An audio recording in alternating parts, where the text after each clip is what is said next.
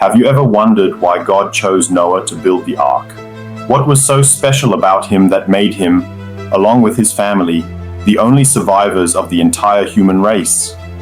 And how, without any modern technology, did he manage to build such a large and complex ark? Get ready for a journey of discovery and revelations. Let's explore the fascinating details of this construction. Why does the Bible describe the ark with such precision? Every dimension, every material chosen, everything has a special meaning. And how did Noah manage to gather all the animals on an ark that is smaller than a modern cruise ship? Imagine the logistics involved in organizing and housing so many different animals in one boat. For years, Noah warned the people about the impending flood, but almost no one listened to him. What happened during that preparation period? How did he and his family prepare to face the approaching catastrophe? Get ready to discover the answers to these intriguing questions as we delve into Genesis 6:8 to Genesis 7:9. Let's reveal the hidden truth about Noah's Ark and answer one question. Did Noah's Ark really exist? In this video, we will unveil every detail, from God's call to Noah, through the meticulous construction of the ark, to the final preparations before the great flood. Join us on this fascinating journey and discover what you didn't know about Noah's Ark. But before we get into the story, I want to ask you to subscribe to the TC Bible Stories channel, the only YouTube channel to tell the Bible in chronological order from Genesis to Revelation. Share this video with people who want to learn more about the Bible and turn on the notification bell so you don't miss any revelation. Let's explore every detail of this divine mission that changed the course of humanity together. In the last video, we learned about the world before the flood and why God decided to destroy every living being on earth, as it says in Genesis 6:7-8.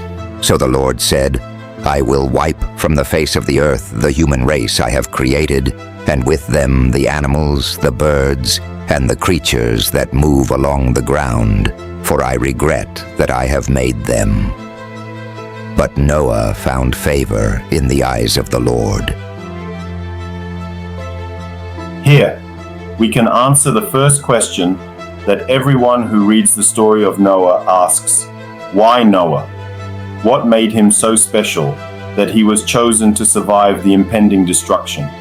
Noah stood out for his righteousness and integrity amidst a corrupt and violent generation. The answer is in Genesis 6:9, which says, This is the account of Noah.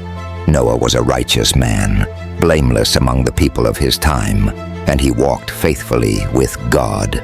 His integrity and unwavering faith made him find favor in the eyes of the Lord, and that is why God chose him for this monumental mission.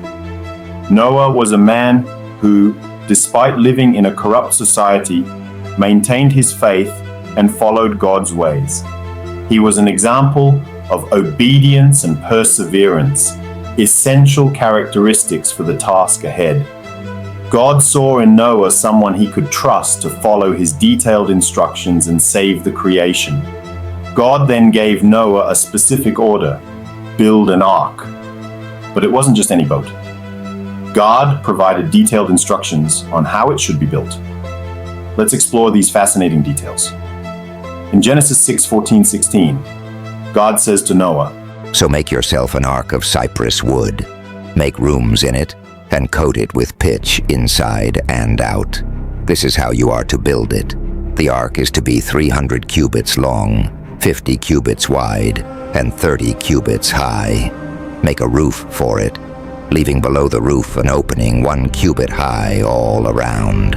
Put a door in the side of the ark, and make lower, middle, and upper decks. Why was God so specific with the dimensions and materials? Every detail had a purpose.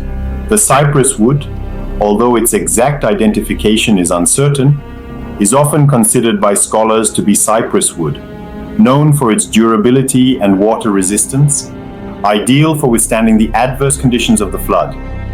The pitch, a material used to make asphalt today, was used to coat the ark inside and out, ensuring its waterproofness, essential to keep the ark afloat and protected from the water. The dimensions of the ark were also practical. Noah was instructed to build an ark about 450 feet long, 75 feet wide, and 45 feet high. These measurements provided considerable space to house all the animals and supplies needed for survival during the flood. At that time, the unit of measurement used was the cubit, which corresponds approximately to 18 inches. This was a common unit in construction and measurement, based on the distance from a man's elbow to the tip of his middle finger. But why such specific measurements? The precision of the dimensions had a purpose: to ensure the ark's stability in turbulent waters. The long, narrow rectangular shape was ideal to keep the ark floating stably, resisting strong waves and currents. Now you may be wondering, how did all the animals fit on the ark? And you're absolutely right. I've also asked myself that question. Based on the biblical dimensions, the ark would have approximately the capacity of a large modern cargo ship, with enough space to accommodate thousands of animals. The Bible mentions that Noah took 2 of each kind, male and female, as well as 7 pairs of some animals that could be used for consumption. But you may be affirming, not all the animals in the world would fit, and you are right. Remember that we are talking about the beginning of everything, when the animals were still in their original kinds. The various branches or breeds we know today did not yet exist. For example, Noah did not take a wolf, a pit bull, and a shih tzu separately, because at that time there was only the original kind, the Eusion davisi, the common ancestor of canids. This is a scientific theory used by some scholars, like those cited in the book Noah's Ark, a feasibility study by John Woodmore. The link for have this book in the description. The genetic diversity present in these original kinds allowed the variety of species we have today. So it was not necessary for Noah to place all the animals in the world on the ark. But how did Noah manage to gather all those animals? Did he go hunting for them, or just sit and wait for them to arrive? Imagine Noah running after each animal, trying to capture a pair of lions, elephants, or even exotic birds. It seems impossible, doesn't it? According to the Bible, the answer is very different. In Genesis 7:9, it is written, They came to Noah and entered the ark, 2 by 2, male and female, as God had commanded Noah. This suggests that it was a divine intervention that brought the animals to the ark, facilitating Noah's work. God, in his wisdom, made the animals come to Noah, which explains how he managed to gather so many different kinds of creatures without needing to go hunting. In the final preparations, Noah and his family stocked food and other supplies needed for the long stay on the ark. They needed to ensure that both they and the animals had what to eat and drink during the flood. Additionally, they organized the ark's compartments to house the different kinds of animals, separating them and maintaining a safe and stable environment for all. Noah and his family prepared to face the impending catastrophe, faithfully following God's instructions. Every detail was carefully planned and executed to ensure survival during the flood.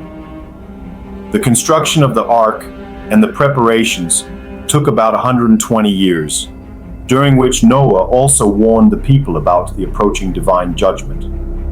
In the next video, we will explore the truth about the flood. Was it real? Was it a global or just a local event? Are there scientific proofs that support the existence of the flood? We will investigate these questions and bring to light the evidence and theories about this monumental event. Don't miss the next chapter of this fascinating biblical journey next Wednesday. But before that, don't forget to subscribe to the TC Bible Stories channel, the only YouTube channel to tell the Bible in chronological order from Genesis to Revelation. Share this video with people who want to learn more about the Bible and activate the notification bell so you don't miss the opportunity to learn more about the Holy Bible.